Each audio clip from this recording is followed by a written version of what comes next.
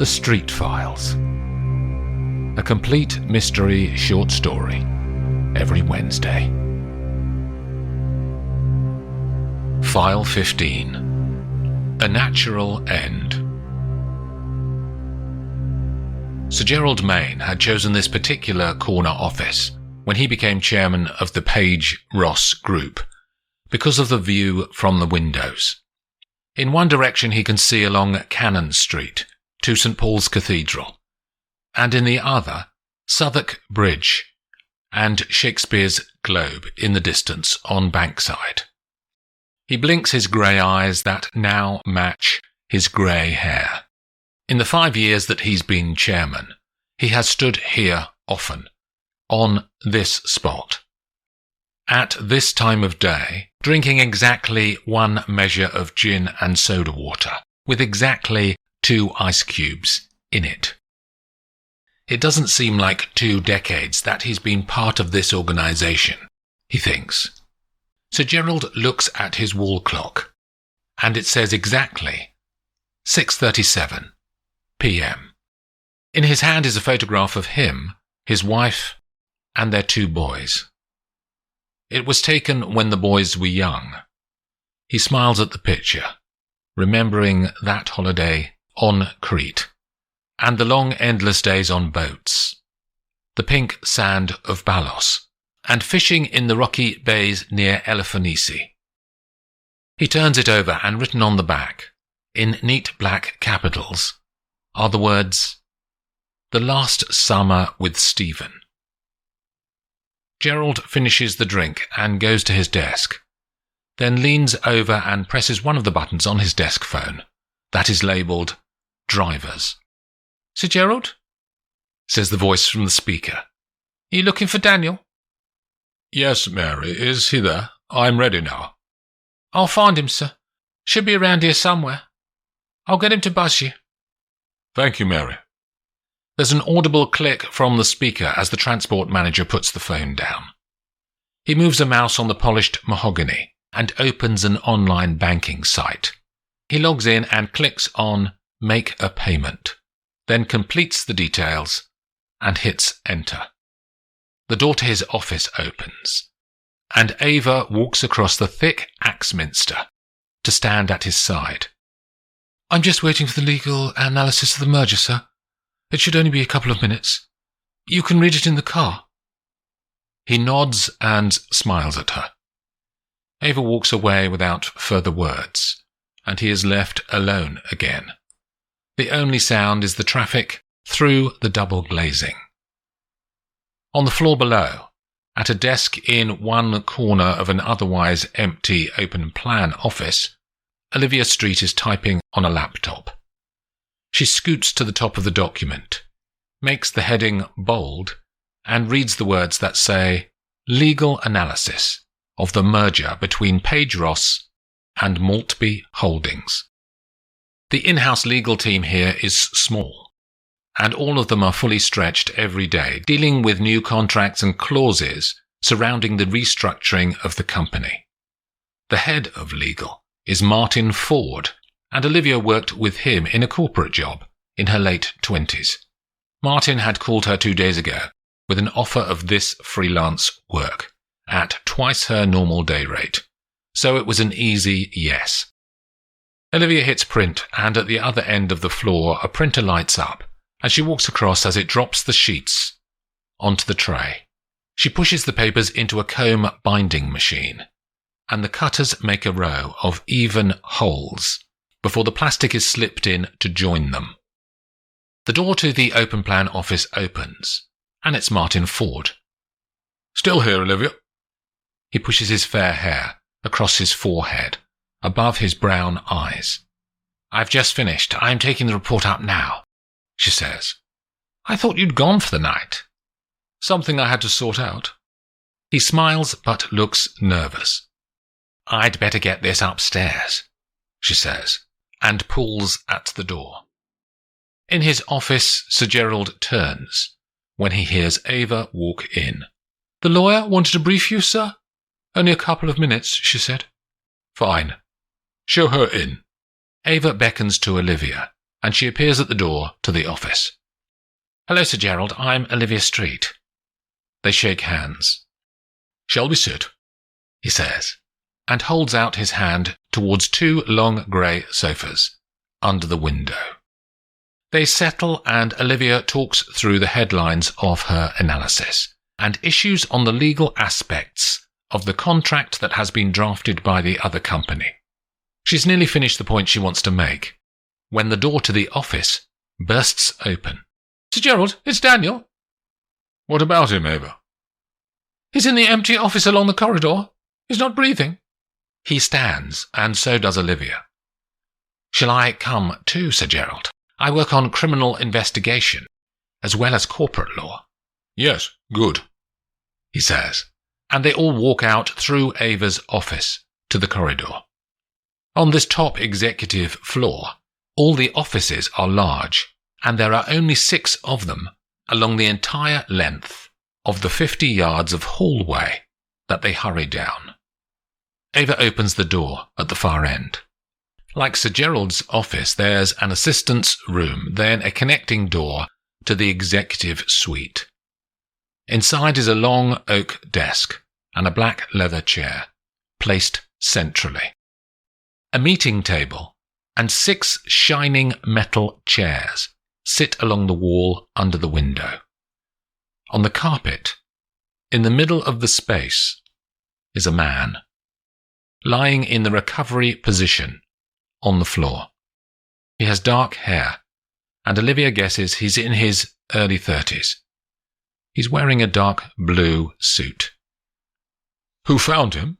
says Sir Gerald. "Cleaners." "The office is empty, though," he says. "They still clean it." "Have you called anyone, Ava?" says Olivia. "Who? Police? Security?" "No, I came straight along to Sir Gerald." "I think we need to be careful," he says. "We need to have a think before we involve others." Olivia pauses, wondering how to phrase her next words. "Think about what, Sir Gerald?" she says, looking directly at him. "This is potentially damaging to our reputation, and I do know enough about the law to know that no one is obliged to report a crime." "It's different for a death, Sir Gerald. There's a common law obligation on us all to report the discovery of a corpse." "Do we know anything about what has happened?" he says, looking at Ava. But the assistant only shakes her head, with a scared look on her face. "Let me handle it for you, Sir Gerald," says Olivia. "I can investigate what's gone on, and liaise with the police." He's frowning now, and they both look at him until he finally says, "Okay, let's do that." "I'll talk to transport, sir. Get you another driver?" "I'll stay for a while now," he says. He looks at Ava for a moment, then turns on his heel and walks back along the corridor. "Can you find a tablecloth or something, Ava, to cover the man up?" "There are some in the boardroom. I just need to go and see if the boss is okay," she says. 2 ticks. She follows Gerald out. Olivia takes her mobile from her jacket inside pocket and dials a number. "Hey, Mom. I'm running late, Poppy. We were supposed to be going to that Italian you saw in Shoreditch, weren't we?" "No worries." "Do you fancy diverting to the city? I could do with your help. There's a dead man in an office, and everyone seems more concerned with other matters than a loss of life." "Got other things on their minds, have they?" says Poppy. "Yeah, I'll come over. I'll walk. It's only half an hour." Ava reappears at the door to the office with a linen tablecloth, and they hold it out across the body, then slowly bring it down over him. "Come and sit in the outer office, Ava, and tell me about Daniel." The woman has pale blue eyes and wispy fine hair in a bun. She is wearing a handmade suit, Olivia notices, and she guesses her age to be late 30s.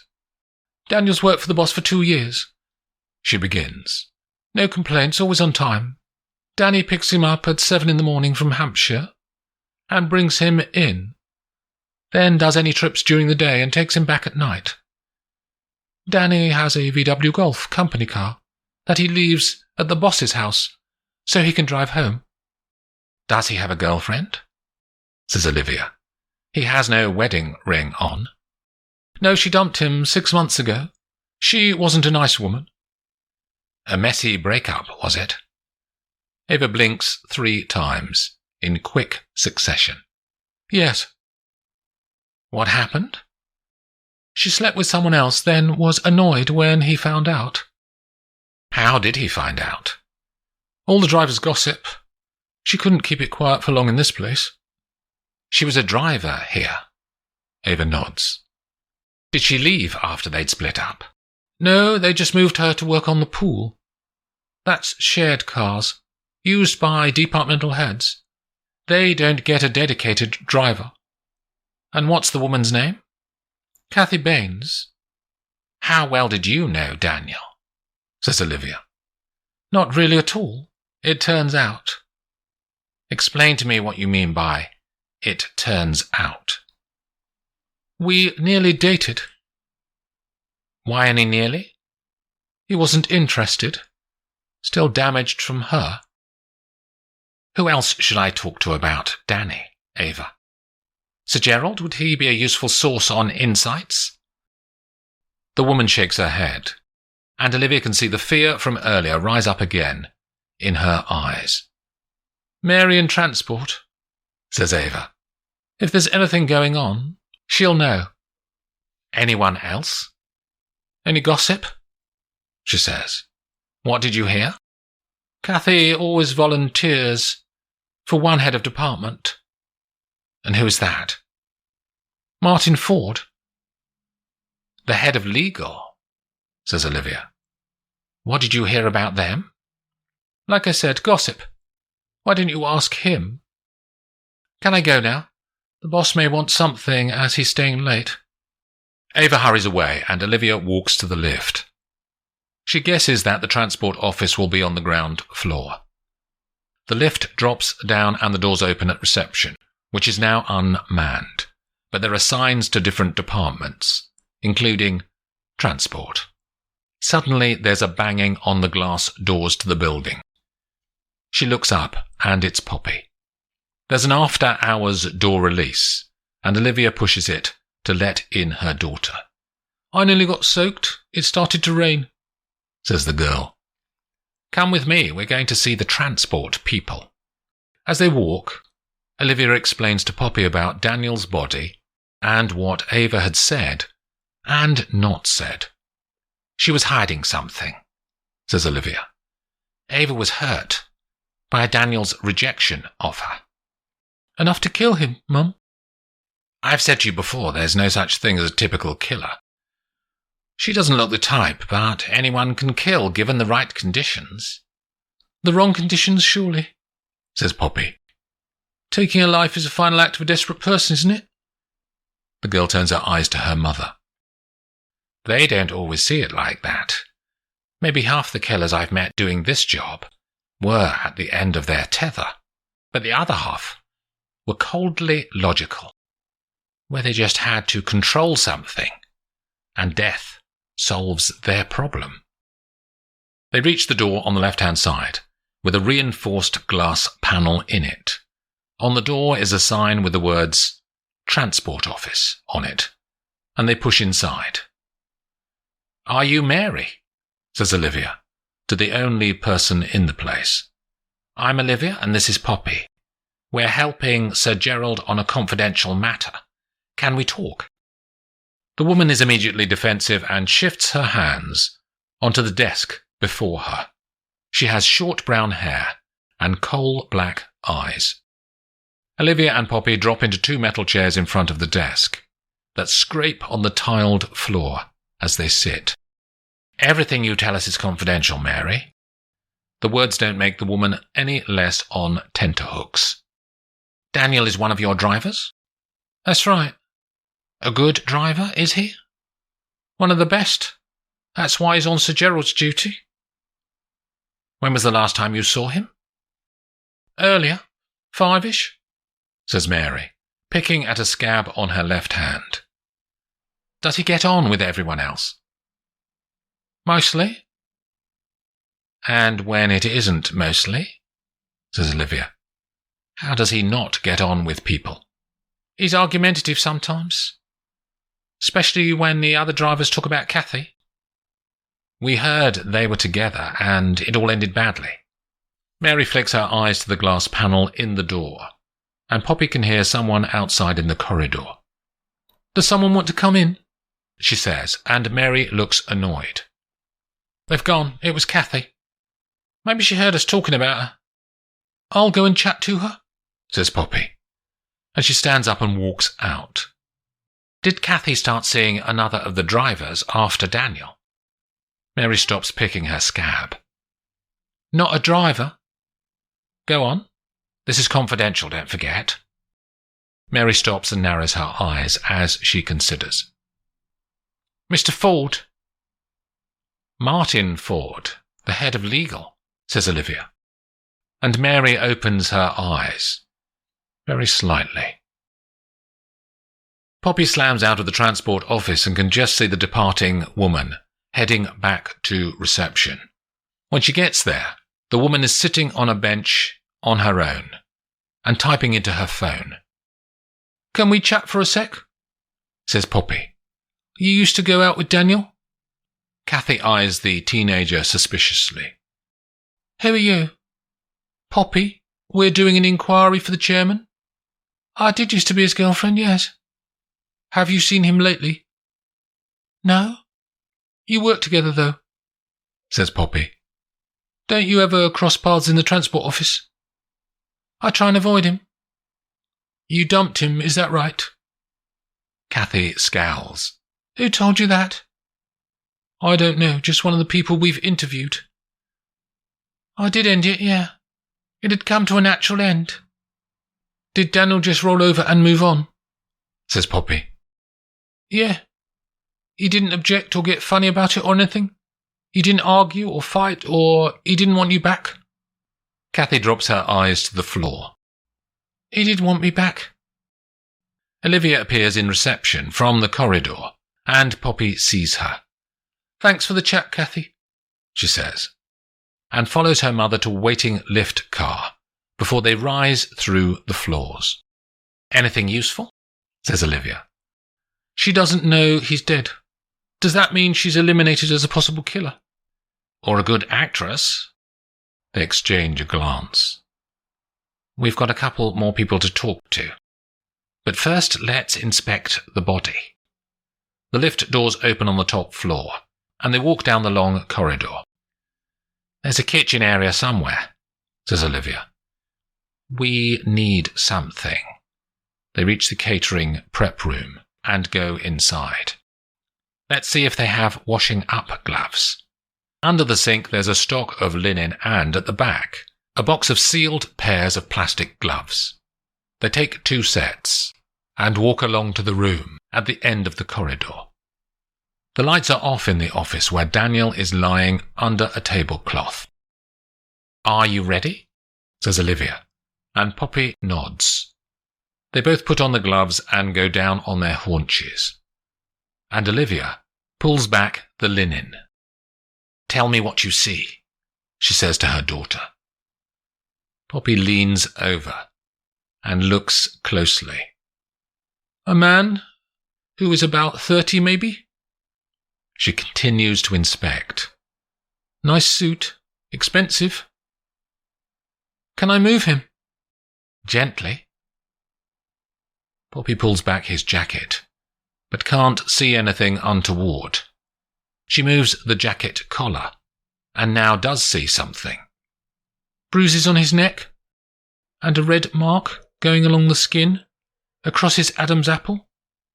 Laryngeal prominence. Was he strangled, Mum?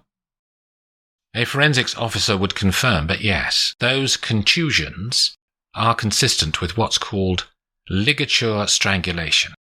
A cord or thin rope, being pulled against his skin. Has he got red spots on his face? Yeah. They're called petechiae, where the capillaries have ruptured as the blood flow was restricted. So the killer is more likely to be a man? If they had to pull a cord across his neck? You can't assume that. Women go to the gym these days, and if you use leverage, you can get a stronger force. So what do we do now, Mum?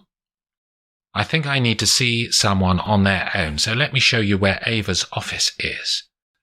And you can wait there. They walk to Sir Gerald's suite in the far corner, and Olivia introduces Ava to her daughter. Olivia walks out, and Ava turns to the teenager. I've got some copies of Vogue if you're interested. You're not too young, are you? I haven't got children. I don't really know what they like. Yeah, Vogue's good, says Poppy. And Ava guides her to a little Petra 2-seat sofa, where people wait to see Sir Gerald. Coffee? Only if you have one with me, says Poppy. A minute later, Ava puts 2 porcelain cups and saucers down on the table and sits on the other seat of the sofa. Can I be nosy? Says Poppy. And Ava smiles honestly, for the first time in weeks. Why didn't you have kids? I've only ever loved one man. He didn't want children with me. Why didn't you leave him? He's everything. You'd be a good mother. Ava smiles again and sips her coffee. What about the big boss? Says Poppy, nodding her head towards Sir Gerald's office. What's his wife like? She must be Lady something. Lady Violet Main? Says Ava. Poppy can see some sort of emotion wash across her face. Then it's gone in a moment. She's had a tragic life, actually. She had 2 boys, one died. Poppy turns the corners of her mouth down. How long ago? A decade. They'd just gone back from holiday on Crete. It was a car accident. I bet the parents were gutted, says Poppy. It was a hit and run. He spent years trying to find the owner of the car. Did he find them? No, all he got was a name in the end. Ken Porter, the man was called. But he never found him. Must have spent thousands on private investigators, just to get nowhere. Olivia walks down one floor and returns to the desk that she's been using for the last 2 days in the law team of Paige Ross. The only other person in the place is Martin Ford. She packs up her things in her mulberry Bayswater tote, pulls on her coat, and tugs the bag onto her shoulder before walking towards Martin. That's me done, Martin. I gave the report in. Thank you, Olivia. It's a shame we didn't get to chat more over the last couple of days. As you see, we're up to our eyes. But you enjoy the job? She says. It's a lot. I only have 5 in my team, and it's not enough. The merger will shift stuff around, but we'll see. What about outside work? Are you still with Maggie? He looks glum for a passing moment. She went off with one of my mates from uni. Ah, sorry. You got anyone else? Maybe, he says. Early days yet. What's she like? Angry. Olivia smiles. You like all that. Not a man for a calm domestic life, then. What's she angry about? Her exes, mostly. She screws up her nose. Not great. Who was her last one? A guy here, says Martin. Treated her badly. She sorted it out, though. She's decisive, I like that. Not wishy-washy, you know. She sees a problem and removes it. Cuts it out straight away. Deals with it and moves on. Olivia turns the screw. You know a driver called Daniel? Martin stops, and his whole demeanour shifts in less than a second. Olivia raises her eyebrows. Hit a nerve, have I? What's going on? Says Martin. We're chatting, she says. Why are you asking me about Daniel just after talking about my girlfriend's ex? Why are you snooping? The chairman asked me to help him with something. I can't tell you what that is. Martin stands up. He's palpably annoyed. I gave you work, and now you're spying on my private life. I think technically on this task I'm working for Sir Gerald. She is dead calm, a skill she honed in the criminal courts of Los Angeles when she worked there. Tell me what you know about Daniel, Martin. Nothing. He was an idiot. He hassled her. Did you see him recently? She says. Gave him a piece of your mind? I don't know him, Olivia. He's never driven you? He only does the top floor. I'm not one of the elite. His phone rumbles on the table, and he leans over to see the message. It's my girlfriend. She's waiting for me downstairs. I'm going. Olivia knows that the most valuable evidence is collected from witnesses when they are in an unguarded moment. And she may have just witnessed Martin in an unguarded moment. She returns to Ava's office to pick up Poppy and report any interim thoughts to Sir Gerald before calling the police. When she walks in, Ava and Poppy are chatting on the sofa. Ava, I wonder if you can help me, says Olivia. Could I see Daniel's personnel file, just to get his name and address so I can call the police if Sir Gerald is happy? Ava goes to her desk and leans over and selects the personnel file. I've printed it for you, she says, and returns to continue her conversation with Poppy. Olivia scans the pages as they come off the printer, and Sir Gerald appears from his office. I thought I heard voices, he says. Any conclusions from your discussions so far, Olivia? Daniel has some past relationship friction, which could be a motivating factor. He had a girlfriend in the company who ended it, and now she has another boyfriend who is also in the company. So I can guide the police to follow up on that. That will give them some leads, he says. The other news is that he was murdered, strangled.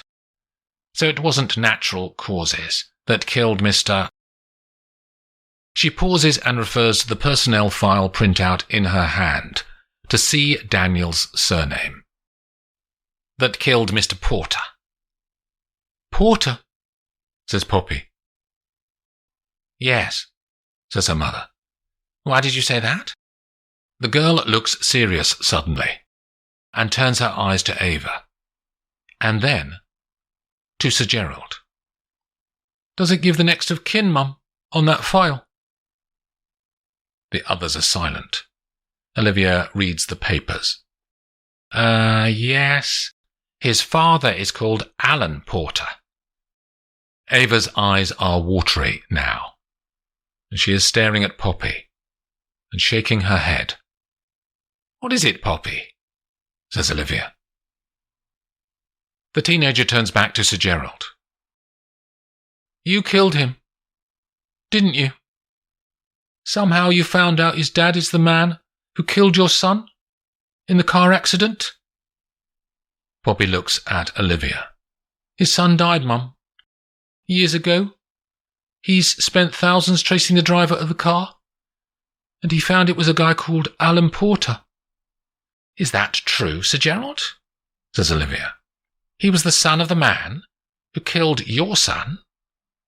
How did you find Daniel? Gerald looks at Ava, and Olivia turns to her. You found him, Ava, did you?